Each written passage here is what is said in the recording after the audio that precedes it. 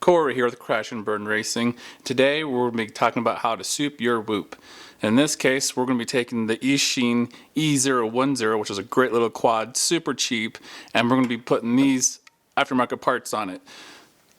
Camera, we've got the Crazy Pony AIO FPV camera here.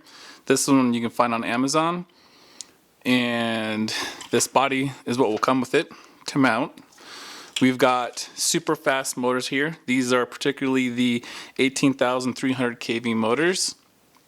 And to ditch this little dinky controller here, we're going with a B-Core F3 Evo flight controller. And to power this, we're actually not going to use the stock batteries. We're going to use these JJRC 260 mAh batteries. And I've got my scale here just so that we can get a comparison of what we're going to be ending up with here weight-wise. So first, let's get a measurement of our quad, get a baseline of our weight. All right, we're looking at 16.4 grams. And just as a comparison for this new battery, we're looking at 7 grams, and the stock battery is about 5 grams. So we're going to have about a 2 gram increase in weight for the battery, but the C rating will be a lot higher on this other battery just due to the increased milliamp hours of the battery. So that should definitely help us out with some thrust there. So to get started, we're going to go ahead and take our E010 apart. Let's get zoomed up in here just to see what we're going to do real quick. Alright, so to do this, we're going to unsolder these wires here so we can get these motors off, take these propellers off, loosen up these screws here, and I'm going to get started on this, and I'll be right back. Alright, everything's now disassembled. Just a tip, these little tweezers here are very useful to help you desolder this board and get those motors off. So let's get a quick comparison of our flight controller weights here. This one I believe weighs 2 grams, the stock one. Yep, there we go, 2 grams. New one, 2.77. So we're looking at about a 0.8 gram increase. And this wire here that comes with the board, this will not fit the stock batteries that come with the E010. But as I mentioned before, the batteries I'm going to be using, these ones will plug directly into it. So I am actually going to cut about half this wire off, because as it is right now, we're looking at about 1 gram for that wire. So I'm going to cut about half of it off, because we're not going to need, this much wire sticking out. So I'm going to get this cut off, get this board mounted up, and I'll be right back. Alright, so now we have our flight controller installed along with the motors. And when you do plug your motors in here, make sure you put your black and white in this corner, that corner, red and blue here and here. And to get this board to fit, I did have to do a tiny bit of filing on these diamond files in these openings here, but just a little bit. You don't want to go too far and get into the circuitry. Alright, now that we've got that done, we're ready to flash this board. I'm going to flash mine to beta flight. And to do that, we're going to open up the program, go to firmware flasher, pick our board, which in this case is the SP Racing 3 Evo, and then you're going to click the most recent stable version, which in this case is 3.0.1. Click full chip erase. I like to turn this on, leave this as it is. You're going to load it up, connect your board, and hit flash. And if it doesn't work, you may have to download Zadig, Z-A-D-I-G, and do some stuff there. And to find out how to do that, go into YouTube and actually type that in. There's some great tutorials on how to do that if you can't get your board to connect. So after you flash it, we're going to go into here, and pretty much the first thing you'll want to do is go to UART to enable serial RX here, save it, which will allow you to connect to your receiver, and then you're going to come over here, do your usual, set up your receiver, what kind over here. RSSI is usually turned on, turn that off, and then you're going to come over here under ESC/motor features. You're going to change this to brushed, you're going to change this number here to 16,000, and you're going to turn on motor PWM speed separated from PID speed. And then you can go ahead and do your minimum throttles, and this is where I left it. It seemed to work alright for my use. And whatever else is down here that's not going to work, just go ahead and deactivate these and save it.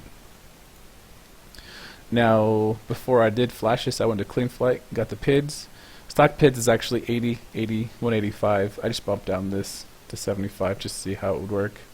And in my video later on, this is the exact PIDs you'll see here. So, get these PIDs in here, start off around here.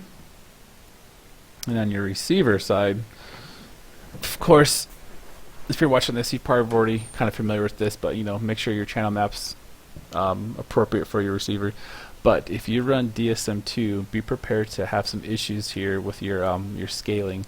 When I first connected this, it would only go down to about 1100, and max on every single channel would be about 1875. And it would do that no matter what I did to my controller. And this is a known issue that is out there. But to fix this, go ahead and get these things set it up. Try to get your throws as equal as possible on each side, and then write down the value for each one. So you're gonna go to roll, and you're gonna find out the minimum, which write down like 1100, whatever it is. Go to your max, write that down, and do that for roll, pitch, yaw, and throttle. So you write those down, and then you're going to go into your CLI, and you're going to write RX range space your value space high value, and you're going to go to this. You're going to do this for roll, pitch, yaw, and throttle, which is 0, 1, 2, 3, and put these in here and save it. And when you come back to your receiver, you will have full throws. You may have to adjust your mids a little bit, and these mids do like to change, which is very, very odd. I'm not sure why it does that, but like I said, a lot of this is a known issue. But yeah, do that for your DSM2 stuff, and you should be fine. So let's get back to the bench here. Alright, so here is our souped whoop. Gotta say, it doesn't look too bad. Do like this canopy. If it holds up, I will like it even more. And let's get a overall build weight here. We are looking at 22 grams, and the normal stock E010 is 16.88, so about 5.1 gram increase to get the camera on here, and a completely better control board. Not a bad increase. I will definitely take that.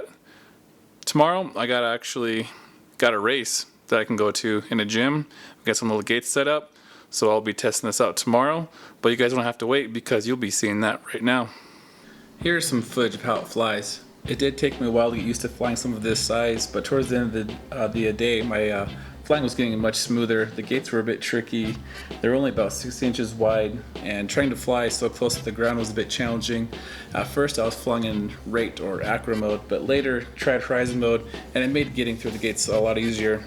I did fly the Inductrix for a comparison, and I would say that it was definitely easier to fly, but I think some tuning could definitely make it comparable. The 260 milliamp hour batteries give me about 5 minutes of flight time, but I think they're a bit more than it needs, so I'm going to pick up some 220 milliamp hour JGRC batteries, and that could shave a gram off, which with a quad of this size could make a big difference. The canopy held up okay, but the camera was popping out a little bit toward the end of the day, so I would definitely try some shoe glue or something to keep it in there. I would pick up a few extra antennas.